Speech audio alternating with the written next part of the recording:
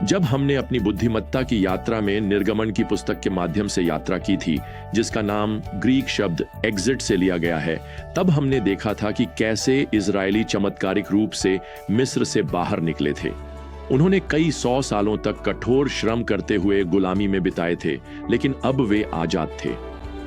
लेकिन आप जानते हैं, ज्यादा समय नहीं बीता था कि वे मुश्किलों और कठिनाइयों से घिर गए और उन्होंने यहां तक शिकायत की कि वे मिस्र में ही पहले से बेहतर थे।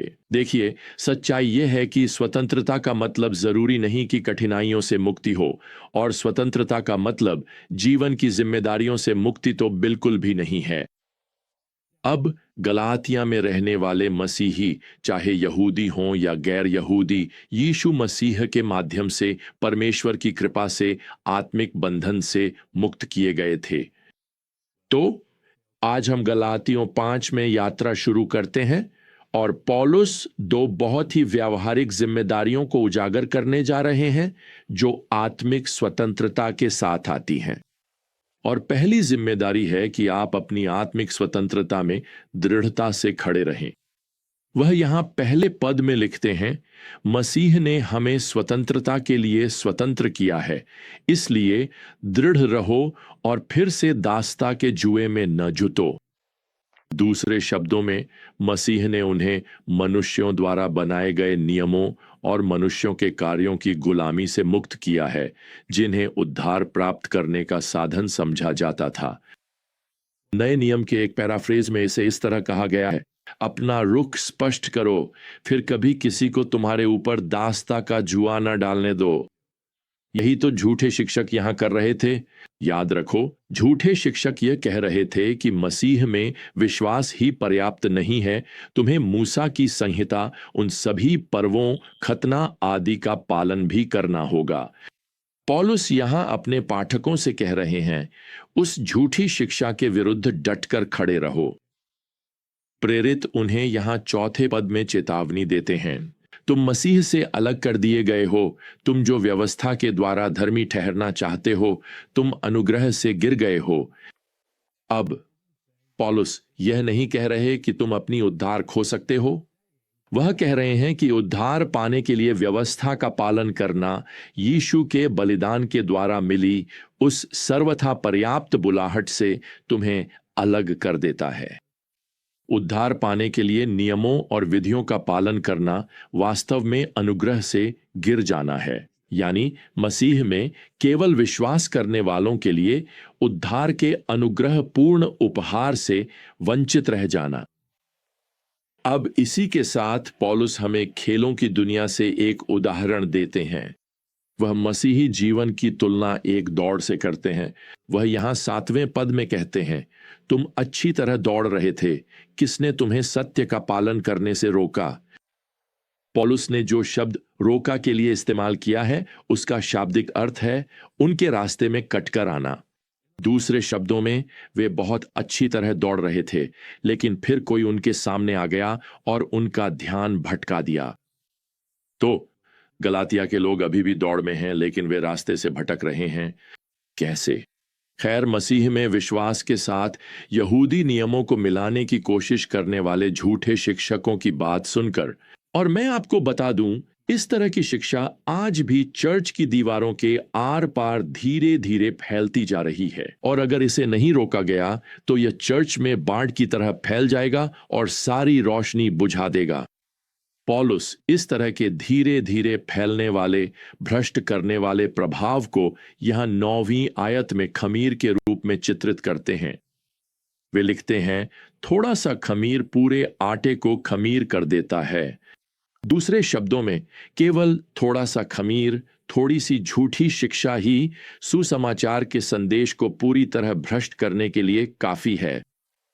इसलिए गलातियों को चाहिए कि वे मसीह के द्वारा प्राप्त अपनी स्वतंत्रता में दृढ़ता से खड़े रहें और वे अनुग्रह के सुसमाचार पर 1 इंच भी समझौता न करें। उन्हें इसे रीति रिवाजों, नियमों और अनुष्ठानों से अलग रखना होगा। असल में मुझे पसंद है कि अब पौलुस यहां अगली आयत में किस तरह से प्रोत्साहन के शब्द जोड़ते हैं। डेन, वह लिखते हैं, मुझे प्रभु में विश्वास है कि आप कोई और दृष्टिकोण नहीं अपनाएंगे और जो आपको परेशान कर रहा है वह दंड भोगेगा। यहां आप देख सकते हैं कि पौलुस कहते हैं कि ये परेशान करने वाले एक दिन दंड पाएंगे। वह यह नहीं कहते कि वे एक दिन चले जाएंगे, कि वे रुक जाएंगे। नहीं, वे कभी नहीं रुकेंगे। असल में वे पौलुस के पीछे भी पड़े हैं। वे यहां झूठे आरोप लगा रहे हैं कि पौलुस भी खतना की आवश्यकता का प्रचार कर रहे हैं। यह सच नहीं है। यहां पौलुस इस पद में उत्तर देते हैं 11, परंतु यदि मैं, भाइयों, अब भी खतना का प्रचार करता हूं तो फिर मुझे अब भी क्यों सताया जा रहा है? दूसरे शब्दों में, ये झूठे शिक्षक मुझे सताते ही नहीं अगर मैं वही बात प्रचार कर रहा होता जो वे कर रहे हैं कि उद्धार के लिए खतना आवश्यक है। तो पौलुस जैसे उनका मजाक उड़ाते हैं, वह उनके हास्यास्पद आरोप पर हंसते हैं। असल में मुझे लगता है कि वह इस आरोप पर कुछ धार्मिक क्रोध के साथ थोड़ा उत्तेजित हो जाते हैं, क्योंकि वह यहां पद 12 में लिखते हैं, मैं चाहता हूं कि जो लोग तुम्हें विचलित करते हैं वे स्वयं को नपुंसक कर लें। यह काफी कठोर भाषा है। दूसरे शब्दों में, मैं चाहता हूं कि ये झूठे शिक्षक जो उद्धार के लिए थोड़ी सी चमड़ी काटने को आवश्यक मानते हैं, तो फिर उन्हें आगे बढ़कर खुद को पूरी तरह नपुंसक ही कर लेना चाहिए। यह उनके लिए एक बहुत कड़ा चुनौती है। पौलुस चाहते हैं कि ये विश्वासी भी उतनी ही दृढ़ता से महसूस करें और उस तरह की कानूनी सोच के खिलाफ मजबूत रुख अपनाएं। यह विश्वास कि ऐसे नियम और कायदे मानने से आप स्वर्ग में पहुंच सकते हैं। अब मसीही के लिए एक और जिम्मेदारी है। पहली बात, आपको अपनी स्वतंत्रता में दृढ़ रहना है, लेकिन दूसरी बात, आपको अपनी आत्मिक स्वतंत्रता का दुरुपयोग नहीं करना है। पौलुस 13वीं आयत में लिखते हैं, अपनी स्वतंत्रता को शरीर के लिए अवसर न बनाओ। सुनिए, यह प्रभु में बढ़ने की एक पहचान है। मसीह जो स्वतंत्रता आपको देता है वह पाप करने की स्वतंत्रता नहीं होगी, बल्कि पाप से छुटकारे की स्वतंत्रता होगी, ताकि आप अब पाप के लिए जीना न चाहें। यह आत्मिक परिपक्वता की पहचान है।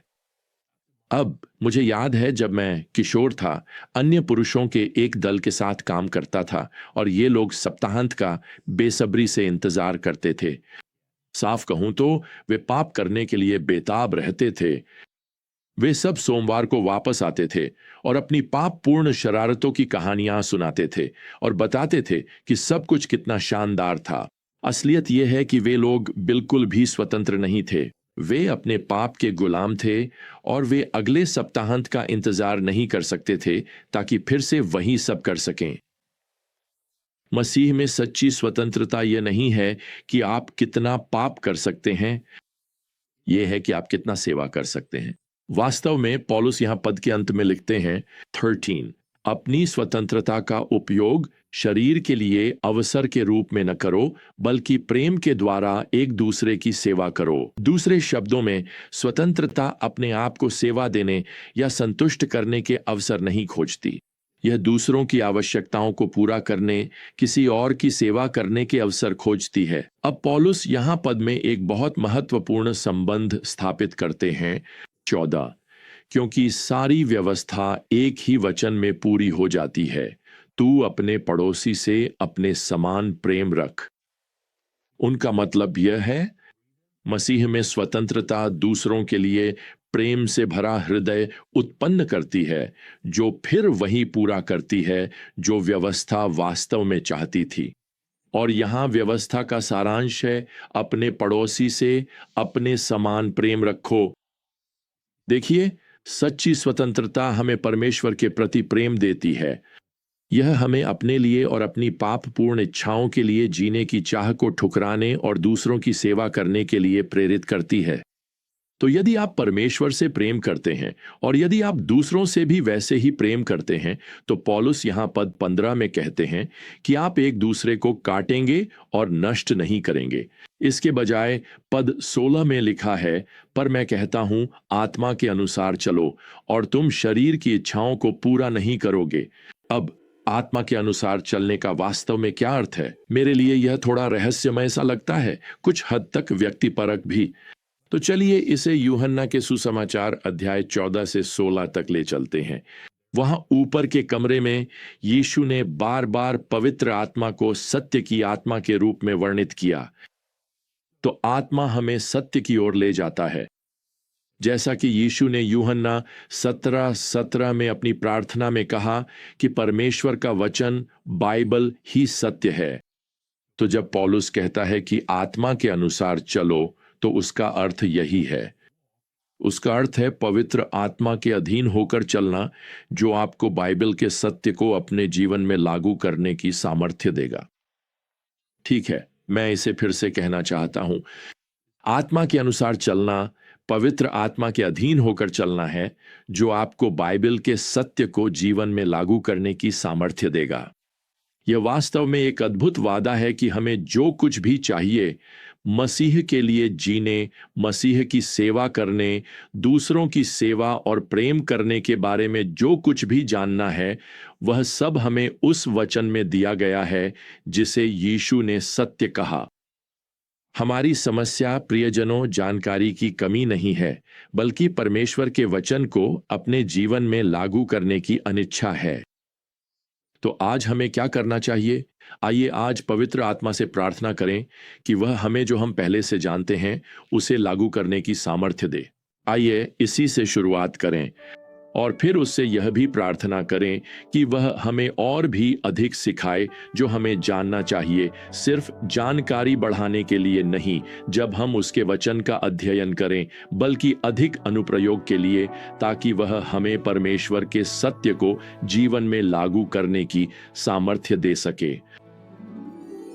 तो जब तक हम अगली बार फिर से यात्रा शुरू न करें, प्रियजनों, प्रभु यीशु मसीह का अनुग्रह, परमेश्वर का प्रेम और पवित्र आत्मा की संगति आप सभी के साथ बनी रहे।